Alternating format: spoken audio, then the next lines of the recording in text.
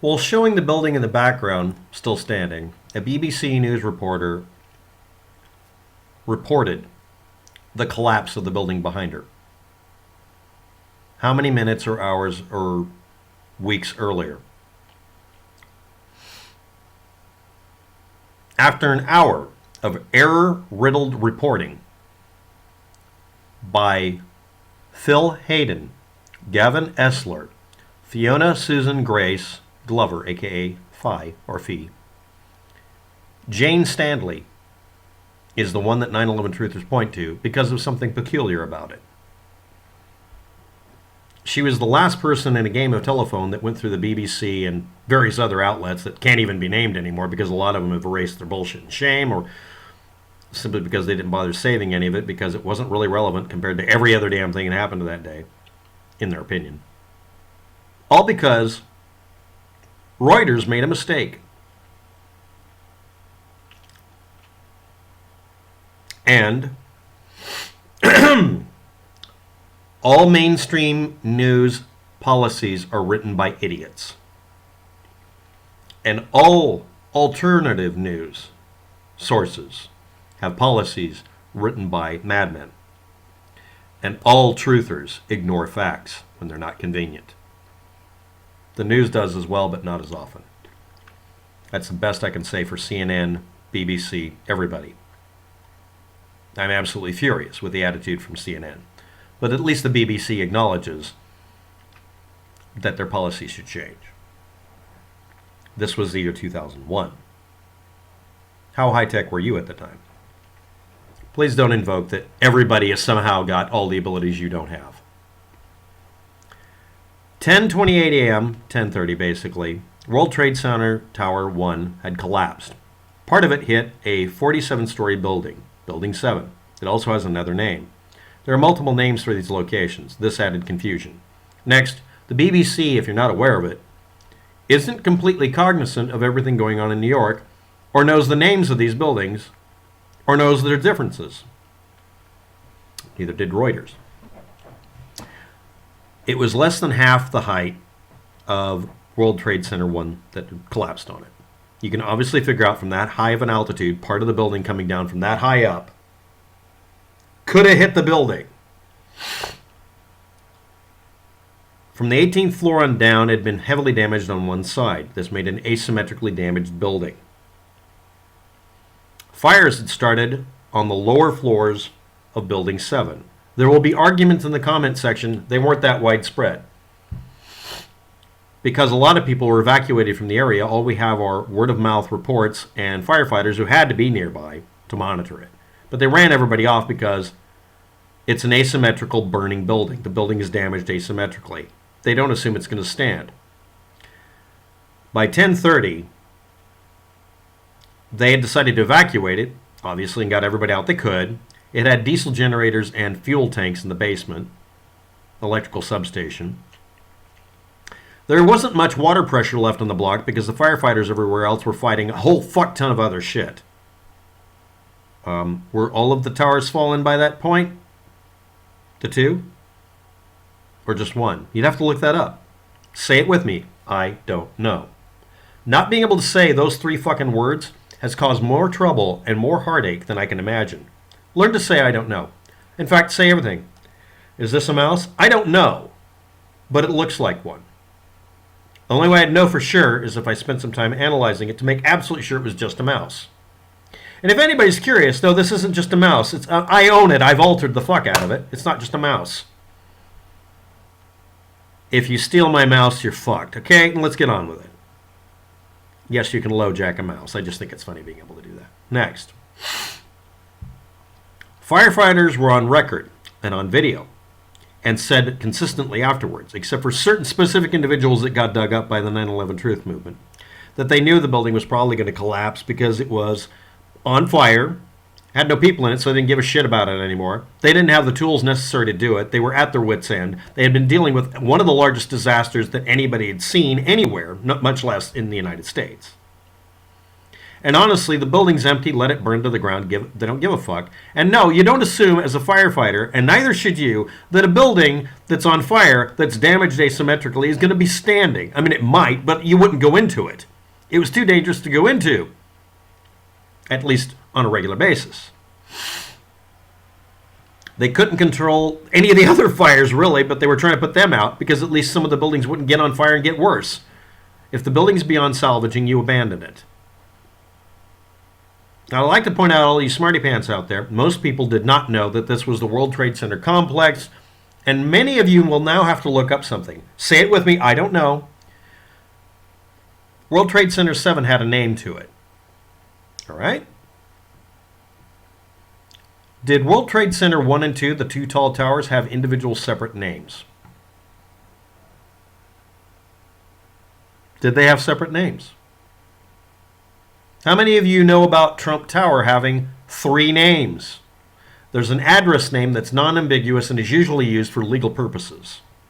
There's a conventional building name that can change at any time. There's another name that's usually based not on the address but the corner it's on. And there's the name of the complex it's part of if it is part of one, as a designation within a property area. That could be many blocks or just one block, or part of one. There's a 5th name that could be the block number, which may not look like anything you've ever seen as far as the address. And there's also lot number names that are used. Lot 7 is the name of a location somewhere. Don't guess at it, you'll get it wrong. Area 51 isn't a fucking address. From 10:30 a.m. from the impact and fire starting till 4 p.m. in the afternoon, 4:10, it took that long for it to be widely reported Building 7, World Trade Center complex, was on fire. By that point, again, the firefighters had heard creaking noises. The building was again damaged mostly on one side and had a fire going up through a now damaged, unstable building that was not safe to go into to put out, with nobody in there to save. Fuck the building, let it burn to the ground. By the way, there's fuel and generators in the basement. Let's not go there. At some unknown time between 4:10 p.m. and 4:15, Reuters incorrectly reported it had already collapsed. This got picked up by local news, and then it was withdrawn, or erased, most likely erased. Something happened to it when they realized that it had fallen. Since it was really just a blurb on a text file and a news feed that somebody should have archived. Nobody archived.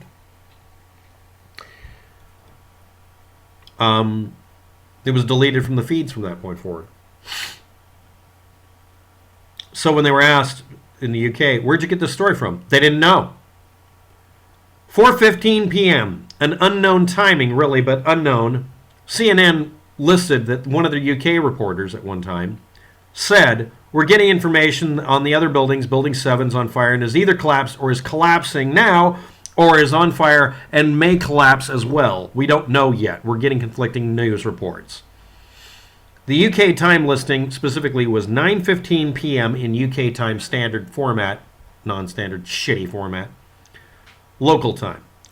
Not on their redacted CNN timeline because even the truthers wouldn't archive that because it didn't prop up their belief. The next newest report was 4:27 p.m. Greg Barrow, BBC News 5 Live, New York reporter, repeated, we're hearing reports from local media another building may have caught light and is in danger of collapse. Later, I'm not sure if it has yet collapsed. The report we have is talking about something called Building 7. Brits are not completely aware of what the names of the buildings are or that they have multiple names. Let's continue. BBC Radio 5 Live reporter Fiona Susanna Grace Glover, a.k.a. Fee, says 25 minutes ago we had reports from Greg Barrow that another large building collapsed over an hour ago. So that would put it as 3:30 p.m. a collapse was supposed to have happened. No, not that building. 1 minute later, BBC News 24 presenter Gavin Esler repeated this. We're now being told that yet another enormous building has collapsed. and then said it was the 47-story Salmon Brothers building. Some of you are going to say, I knew that. No, you didn't. Most of you don't know that. I could have tricked you by saying it was the Edgar P. Morrow building, which has nothing to do with this. But you might have believed me. And a reporter could just make a mistake and get things confused. They might have got the address wrong. I'm sure if you looked up every address and building name and looked up news feeds, if you can still find the archives of them. 3 minutes after that, 4:57 p.m., almost 5 p.m. BBC World News World presenter Phil Hayton says, we've got some news just coming in, actually that the Salmon Brothers building in New York City, right at the heart of Manhattan, has also collapsed. Doesn't specify it's right next door to one of the other buildings that already collapsed and was just casualty of it, or that it hadn't collapsed. So in the last 45 minutes or more, I can't confirm all of it, it had reported over and over again that the building was in danger of collapse or had done so in error. On the last part, from a retracted story from Reuters making a fuck up. Anyway, 5:10 p.m., BBC World, Phil Hayton, again. More on the latest building collapse in New York. You might have heard I was talking moments ago about the Salmon building collapsing, and indeed it has.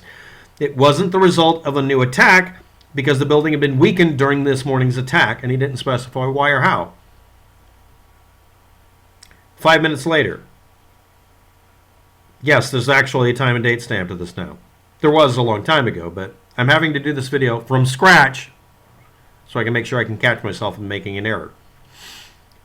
BBC News, Jane Stanley, while in New York, with the building in the background, said the 47-story Salmon Brothers building close to the World Trade Center has also collapsed. And before anybody could correct her or anything, the only recordings we have are from a satellite feed's electronic timer that cut out at 15 minutes after the hour. It's specified as 17:15 without any colon or anything in the middle. And that's the best the BBC could do. But that was their best timing, that video ended whenever she stopped talking at 15 minutes after the hour, 5:15. She was the last person in this game of telephone. Over an hour of people reposting and repeating a game of telephone error-riddled message from Reuters that had retracted it, probably by deleting the story, leaving everybody hanging. And even the reporters said that they were repeating other people's statements within the BBC. Because, and all of them, if you look at them, if you can find the audio recordings, you can kind of hear or see that they're all kind of confused about this. One of them can be seen not being able to recognize what building they were talking about.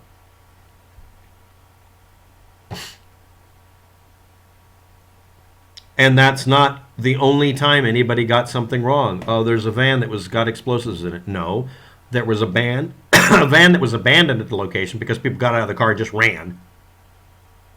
Because it was early morning, maybe it was rush hour, who knows, after the impacts. And people assumed it was a bomb car. It wasn't. But yes, you'll bring up something. You'll talk about something that's not on topic. Let's talk about the topic, confusion and stupidity. Jane Stanley is not at fault for this. It was a chain of command or chain of fools here. Game of telephone, chain of evidence. But people focus on her video because it's one of them that you can't really get a good copy of. There's a claim that there is a copy, but we'll get to that. By 5:20, 5 minutes later, it finally collapsed. Fires have been burning all day since 10:30. 10:30, 11:30, 12:30, 1, 2, 3, 4, 5. That's 7 straight hours. 7 fucking hours of being on fire.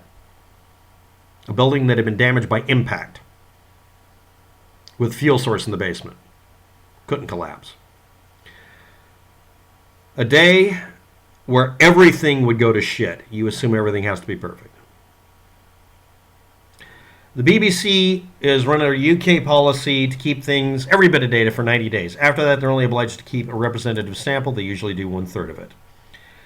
They claimed out of 250,000 tapes at the Fast Store basement at Television Center A videotape was in the wrong shelf marked 2002 instead of 2001, but they never posted the video recording, so I can't confirm it. It was planned. They were warned about it, or it was imminent, or it was a simple mistake.